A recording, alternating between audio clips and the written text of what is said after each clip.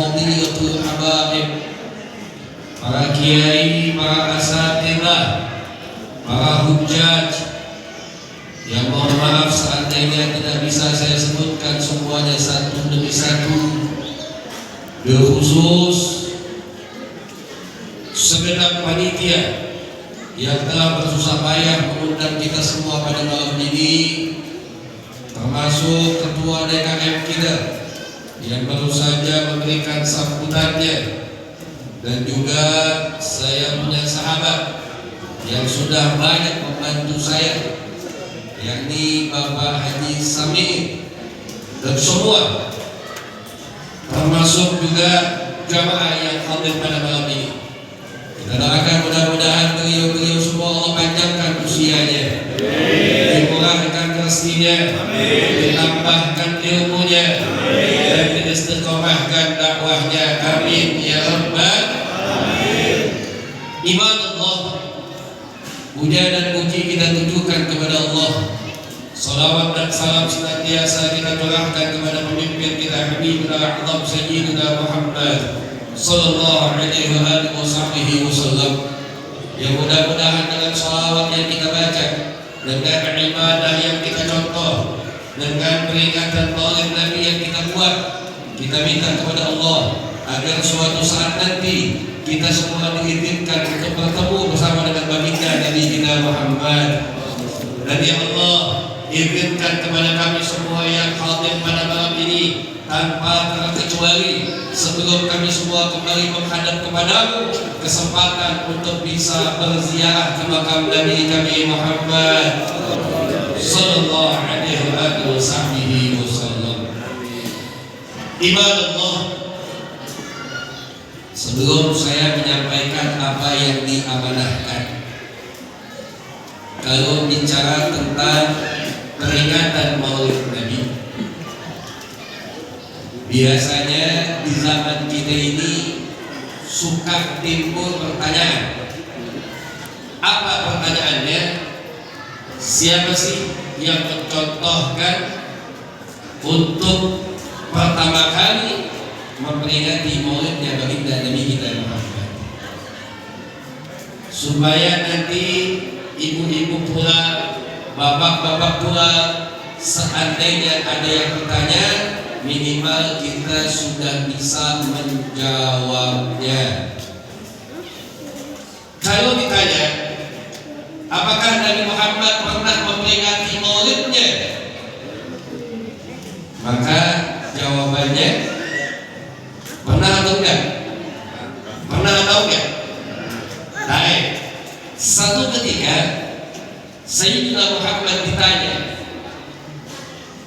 tentang kenapa beliau berpuasa sunnah di yaumil itsnain atau di hari Senin.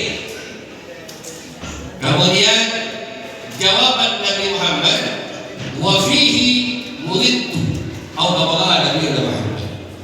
Kata Nabi, salah satu sebabnya beliau puasa sunnah di hari Senin karena saat itu pada hari Senin Nabi Muhammad dilahirkan. Jadi kesimpulannya Nabi Muhammad bikin peringatan. Beliau memperingati meskipun wujudnya dengan berpuasa, tapi puasanya beliau menjadi dalil bahwasannya Nabi Muhammad memperingati maulidnya. Bahkan sampai saat ini ibadallah, di tengah-tengah kita semuanya, khususnya umat Islam, ada orang Jawa nggak di sini?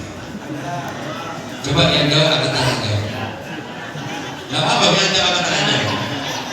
Saya bangga sama orang Jawa, meskipun saya bukan orang Jawa. Orang Jawa itu gimana aja deh. Serius. Saya bolak-balik Mekah Madinah, itu orang Indonesia yang paling banyak jumlahnya di sana pasti orang Jawa. Kita mau ke Kalimantan, mau ke Papua, pasti orang Jawa. Hebat orang Jawa. Di Jawa ada satu puasa yang menggunakan istilah bahasa Jawa, puasa hari kelahiran. Apa sebutan puasanya? Weton. Hah? Puasa weton. Weton. Wadon. Weton. Weton. Curiga aja lo. Weton. Kan begitu ya? Artinya orang tua-tua kita senantiasa mengikuti ajaran baginda Nabi kita Muhammad sallallahu alaihi wasallam. Jadi kalau ada yang mengatakan Nabi Muhammad tidak pernah memperingati Maulid, sesungguhnya dia sudah memfitnah atas nama baginda Nabi kita Muhammad. Beliau memperingati Maulidnya meskipun wujudnya dengan berpuasa. Kemudian di zaman kita mengikuti daripada ulama-ulama terdahulu, kenapa sampai saat ini masih dibikin yang namanya peringatan Maulidnya? Ibadallah, tidak ada satu manusia yang harus kita jadikan panutan. Tidak ada satu manusia yang kalau kita ikut dengan beliau mendapatkan jaminan daripada Allah kecuali baginda Nabi kita Muhammad. Tapi kita akui ini, kita hidup nggak di zaman Nabi, kita nggak pernah ketemu sama Nabi, kita nggak pernah dengar kalimat-kalimat yang diucapkan langsung oleh Nabi kita Muhammad. Dari mana kita ini mendapatkan tentang Nabi kalau tidak dengan salah satunya kita hadir di majelis-majelis kayak begini? Jadi tujuan dibikin oleh Nabi, mau di Bekasi, mau di Jakarta, mau dimanapun, tujuan utamanya adalah kembali mengajak kepada umat Islam lebih mengenal kepada Nabi-Nya supaya mereka bisa cinta kepada baginda Nabi kita Muhammad. Saya mau kayak begini karena sendiri saja umat Islam ini gampang untuk menyalahkan saudaranya yang berbeda pendapat. Beda pendapat itu biasa. Dalam hal-hal yang diperbolehkan, yang ada ikhtilaf, itu biasa. Bukan cuma di zaman kita, zaman ulama-ulama itu sudah ada yang namanya perbedaan pendapat. Yang nggak boleh adalah memaksakan pendapat kita supaya diikuti oleh mereka yang berbeda pendapat dengan kita. Saya termasuk bapak yang bikin maulid malam ini. Ketika ada tetangga yang gak ikut, kita gak boleh ngomong, oh itu yang gak datang maulid gak cinta sama Nabi. Gak boleh. Kenapa gak boleh? Mungkin dia punya jalan yang lain dalam mencintai Nabi Muhammad. Kita hormati mereka, tapi kita juga minta yang gak mikir, yang gak datang, jangan suka menyalahkan kita yang bikin. Ini kan yang bikin jadi rancu, yang bikin jadi banyak kekacauan karena beda pendapat kemudian dipaksain. Pak, masjid ini bisa menjadi satu contoh di mana umat Islam yang berbeda pendapat tapi bisa hidup berdampingan tanpa saling menyalahkan. Kapan Habib? Khususnya pada waktu sholat berjamaah.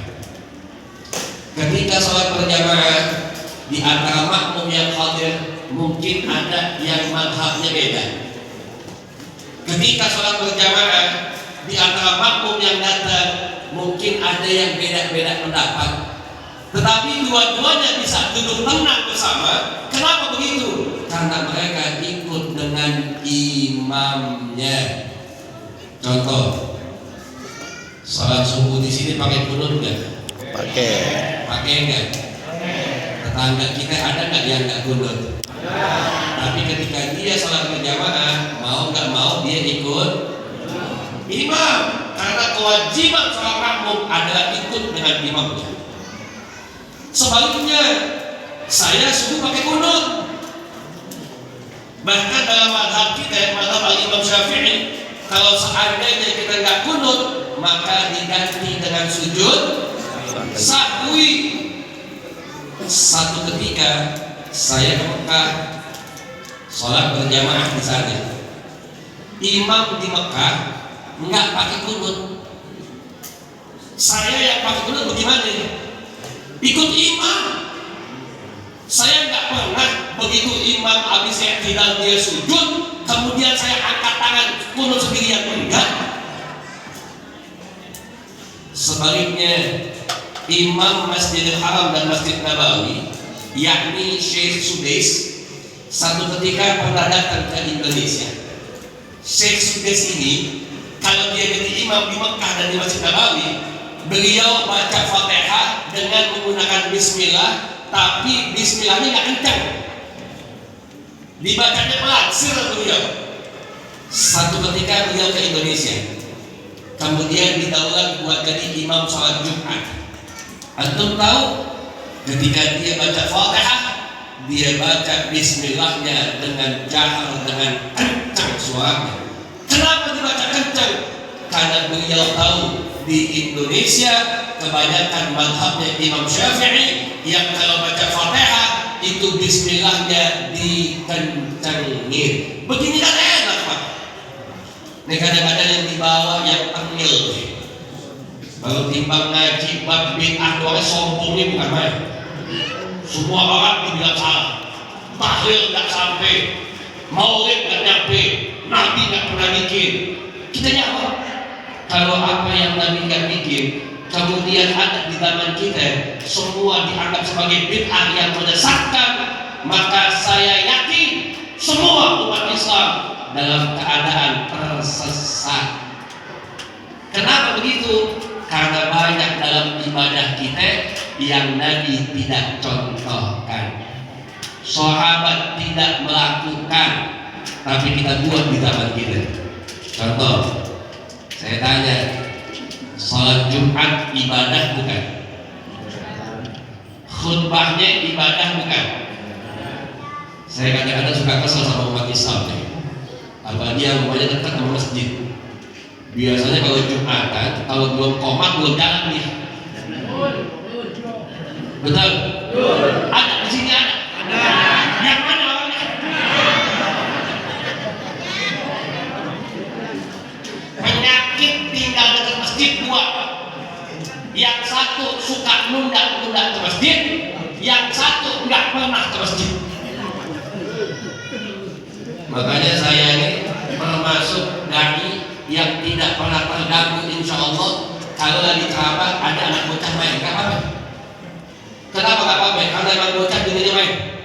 Dia di sekolah main, di rumah main, di masjid main, nggak apa-apa. Cuma waktunya ibadah, tugas kita di DKM, ingetin baik-baik. Jangan diancam tuh bocah. Jangan bercanda, buat apa tuh? Jangan. Kita DKM bukan tentang perusahaan kita. Kenapa begitu Habib? Karena menurut saya masih lebih bagus itu anak datang ke masjid meskipun banyak mainnya, tinggal kita ingetin. Lebih bagus itu anak-anak ketimbang tua bangka tetangga masjid yang pernah ke masjid. Kalau ada yang tepuk tangan itu tandanya pelakunya banyak di sini.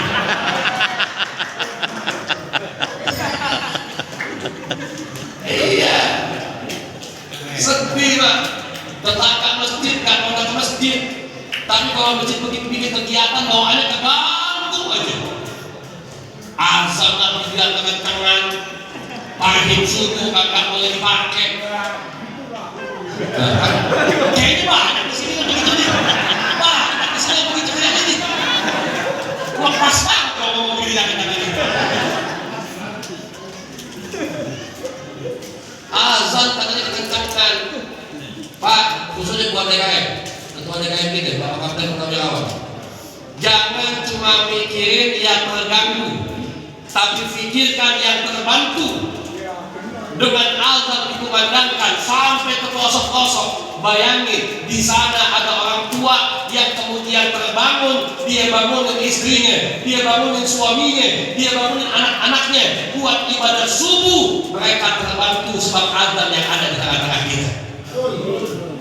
Makanya kalau bisa di masjid bangun menara yang tinggi, kalau tua di atas. Saya kadang-kadang merasa suka sedih. Masjid bawah dipermasalahin. Agustusan dangdut sampai jam 12 ganti gue bingung.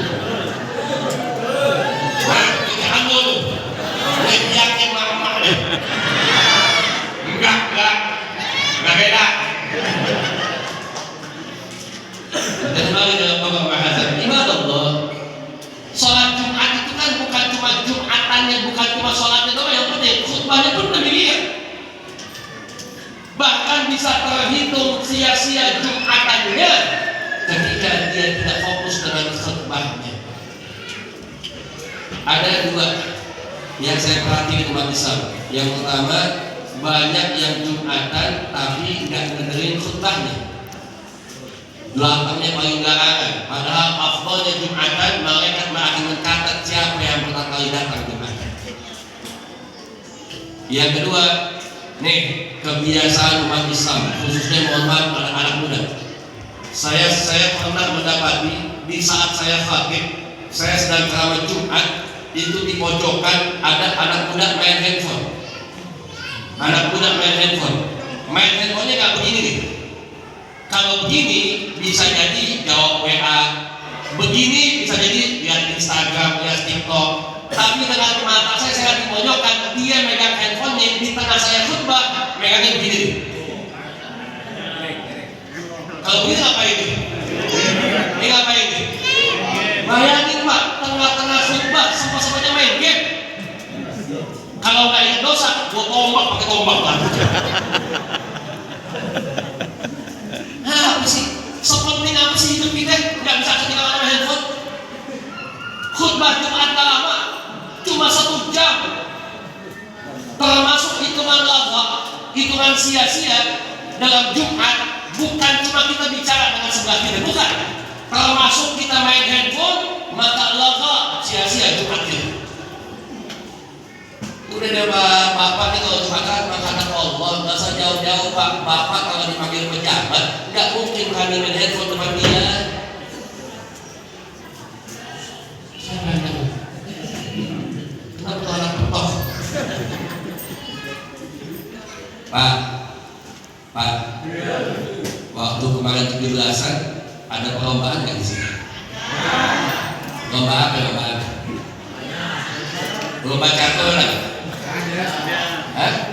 Ada? Baik. Pernah lihat nggak peserta lomba catur tengah-tengah main sambil main handphone? Ada nggak? Ini bocah. Hobi main futsal nggak lo? Kalau main futsal, lo bawa handphone, bawa tangan dulu handphone. Kita bisa kok buat main hobi kita, handphone kita tinggal. Yang main bola, main futsal, handphone nggak dibawa. Yang main catur, handphone nggak dibawa. Mama, kalau senang lu bawa handphone nggak senang? Bawa nggak? Dipakai main nggak? Agak. Hati-hati mama. Mohon maaf kalau saya akan menyinggung. Emang sengaja posisiku. Bu, perempuan itu auratnya bukan cuma sekedar dia tutup, tapi juga harus dia jaga. Saat ini banyak muslimah pakaiannya cakep, tapi mohon maaf dia nggak jaga. Jilbab dia pakai, tapi dia nggak seger-seger joget di mana aja. Bu, saya mewakili bapak-bapak. Tenang Pak, dibantuin. Bu,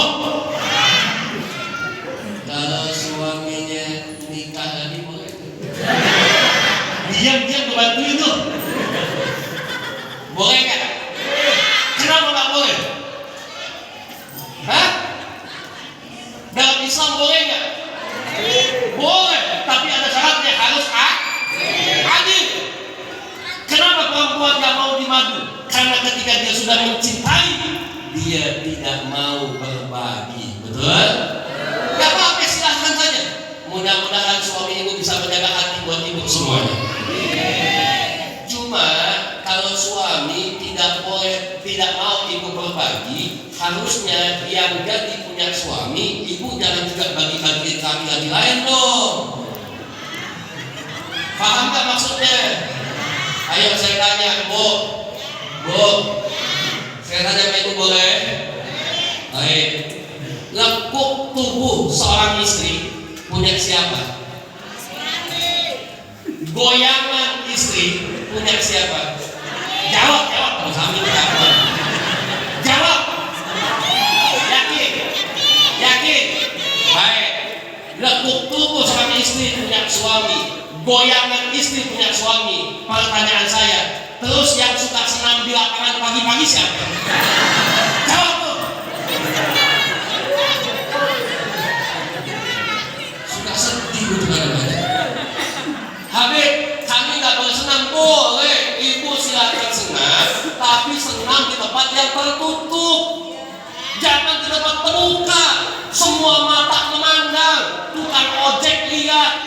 tukang sampah nonton, aki-aki anteng di pojokan.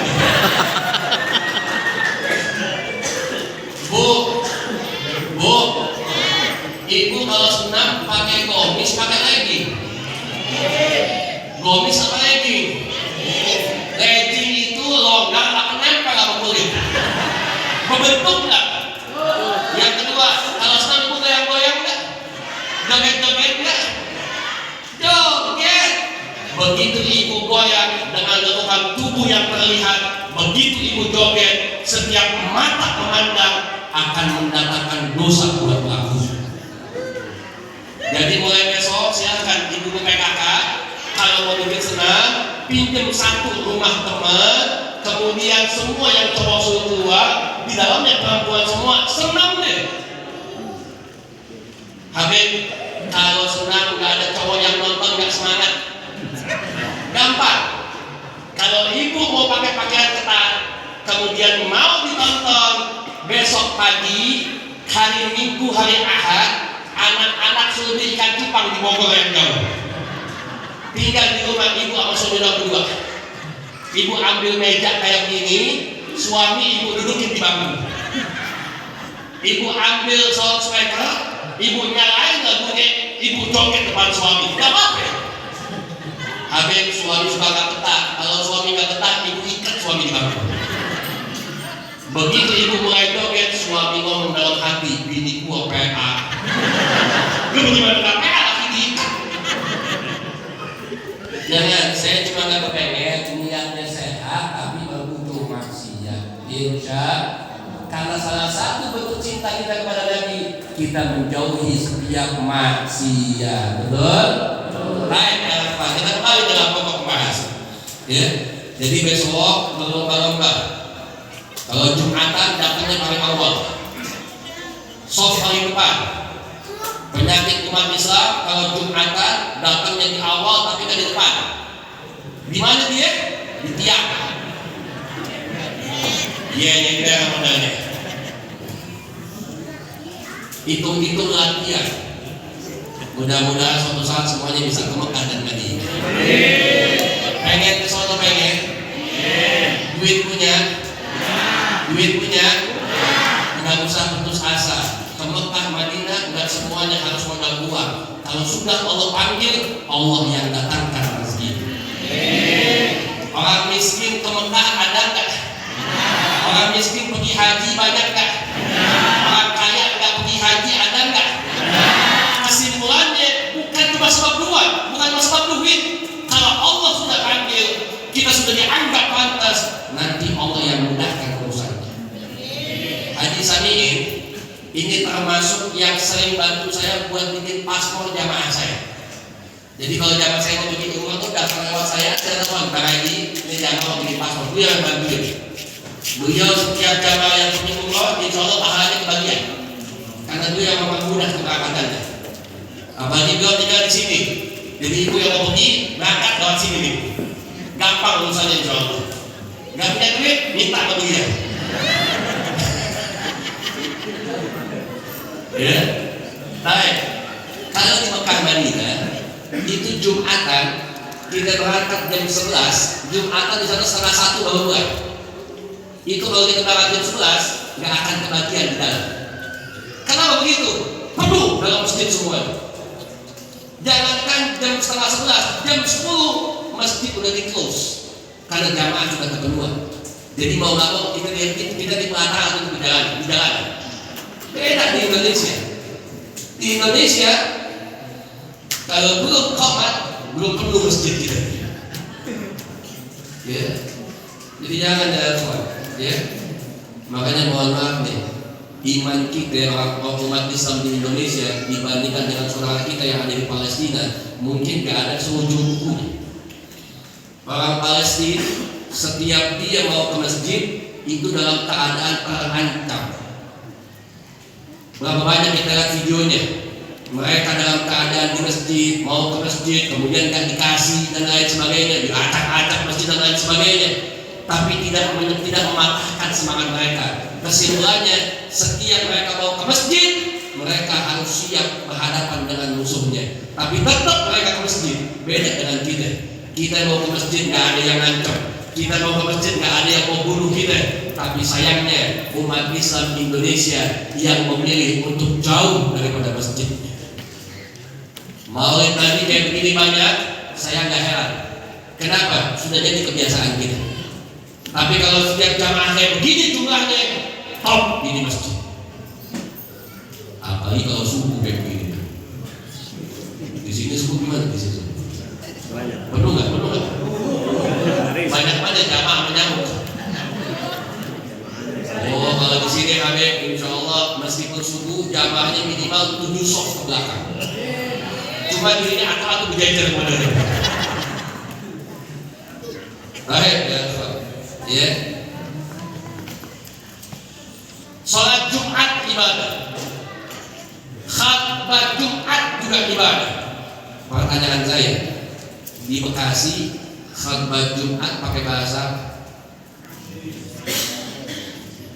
Indonesia, betul ya? Kalau pendapat mereka yang nggak bikin maulid, yang nggak bikin tahlil, yang namanya ibadah patokannya kalau Nabi nggak buat, kita nggak boleh buat. Simpelnya begitu menurut mereka. Yang gampang menurut kita ini